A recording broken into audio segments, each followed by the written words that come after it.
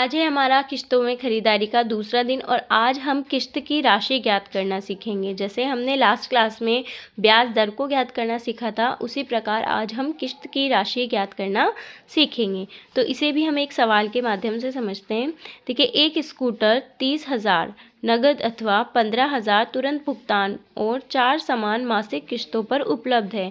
यदि किस्त की योजना में लिए गए ब्याज की दर 33 सही 1/3 है तो प्रत्येक किस्त की राशि ज्ञात कीजिए। यानी स्कूटर का नगद मूल्य हमें दिया है 30,000, तुरंत भुगतान है हमारा 15,000। शेष राशि हमारी कितनी है? 30,000 में से हमने 15,000 घटाया तो हमारे पास में 15,000 बचे, यानी हमें उसे अब 15,000 और लौटाने हैं।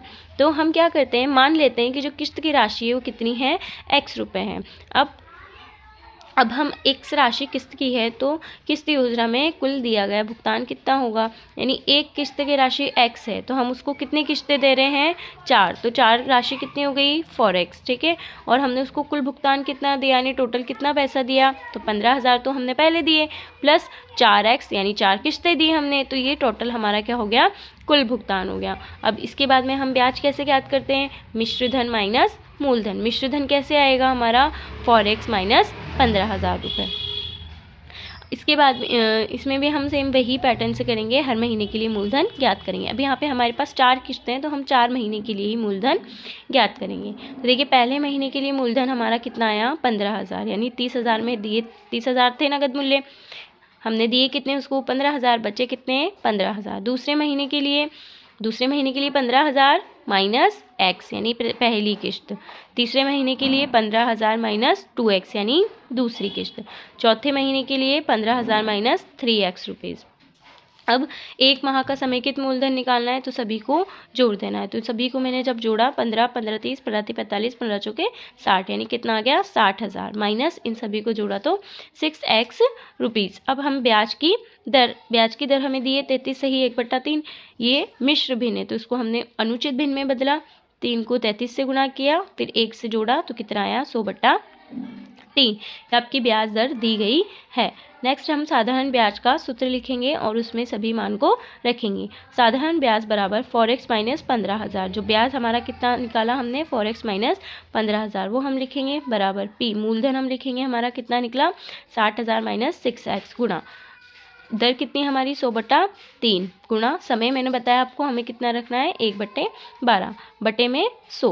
अब देखिए, यहाँ 100 से 100 को हमने काट दिया, हमारे पास सिर्फ क्या बचा? 60,000 माइनस 6x बटे में 36। अब हम क्या करेंगे, या तो 36 को आप पूरा इधर ले आओ, देखो आगे देखिए, या तो आप जो नीचे 36 है उसको एक साथ यहाँ ले आओ, या फिर हम क्या करेंगे 36 का भाग देंगे 60,000 में भी और 6 में भी। तो हमने क्या किया, पहले 36 का भाग दिया 60,000 में और 36 का ही भाग दिया हमने 6 में।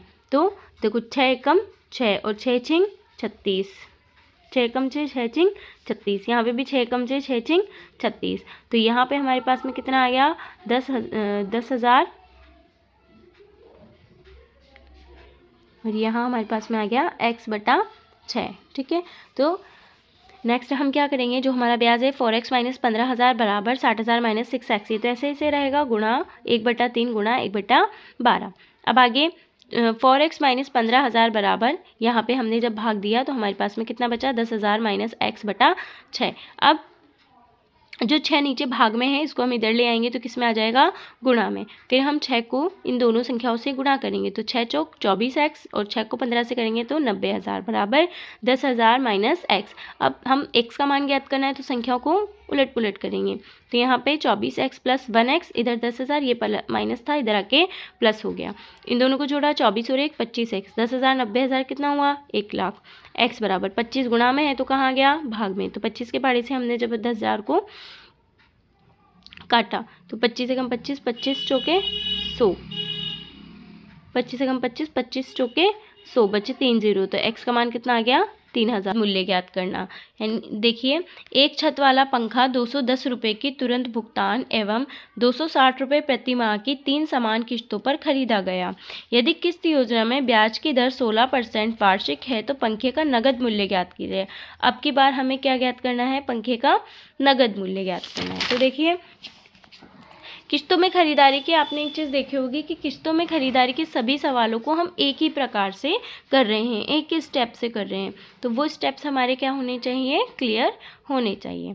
तो सबसे पहले जो हमें दिया गया है हमने वो लिखा, तुरंत भुगतान बराबर 210 रुपये। प्रति माह की किस्त हम कितनी दे रहे हैं, 260 रुपये। किस्त कितनी दे रहे हैं हम, 3 महीने की। तो 3 को 260 से गुणा करेंगे, कितना आएगा, 780 रुपये। अब देखिए जो हमने कुल भुगतान किया वो कितना किया, तो 780 की तो हमने किस्त दे दी प्लस, और हमने तुरंत भुगतान कितने का किया, 210 का, यानी हमने उसको कुल 990 रुपये चुकाए। अब देखिए माना कि हम नगद मूल्य उसका मान लेते हैं x है, तो ब्याज कैसे ज्ञात करते हैं, मिश्र धन माइनस मूलधन। तो मिश्र धन कितना है हमारा, 990 माइनस मूलधन कितना है, यानी नगद मूल्य कितना है, x, तो 990 माइनस x। अब हर महीने के लिए मूलधन निकालना है, 3 किस्तें, तो कितने महीने का निकालेंगे, 3 माह के लिए। तो पहले महीने के लिए मूलधन यानी नगद मूल्य में से किसको घटाते हैं हम, जो हम पैसा उसे देते हैं। तो x माइनस, सबसे पहले हमने कितने रुपए दिए, 210 रुपये। तो x माइनस 210, तो बचे क्या, यही बचे x माइनस 210। दूसरे माह के लिए जब हम मूलधन निकालेंगे तो भाई हम क्या करते हैं, जो बचता है उसमें से किस्त को घटाते हैं। तो बचा क्या, x माइनस 210, इसमें से हम घटाएंगे किस्त को। तो किस्त कितनी दे रहे हैं हम, 260 रुपये। तो देखिए समान जब चिन्ह होते हैं तो संख्याएं आपस में जुड़ जाती है। तो 260 और 210 कितने हो गए, 470। और चिन्ह किसका आता है, जो संख्या बड़ी होती है। बड़ी कौन है, माइनस, तो चिन्ह भी माइनस का आएगा। तीसरे माह के लिए निकालना है, तो अब की बार ये संख्या है, तो इसको लेंगे और इसके अंदर से घटाएंगे किस्त की संख्या, कितनी है, 260। अब इनको भी समान चिन्ह होने की वजह से जोड़ देंगे, तो x माइनस 730। अब जैसे हमने पहले किया था सेम उसी प्रकार हम 1 माह का समेकित मूलधन निकालेंगे। तो 1 माह का समेकित मूलधन कितना आया, 3x माइनस 1410 रुपये। अब ब्याज दर हम ज्ञात कर ब्याज का जो सूत्र है वो रखेंगे, मूलधन गुणा दर गुणा समय बटा 100।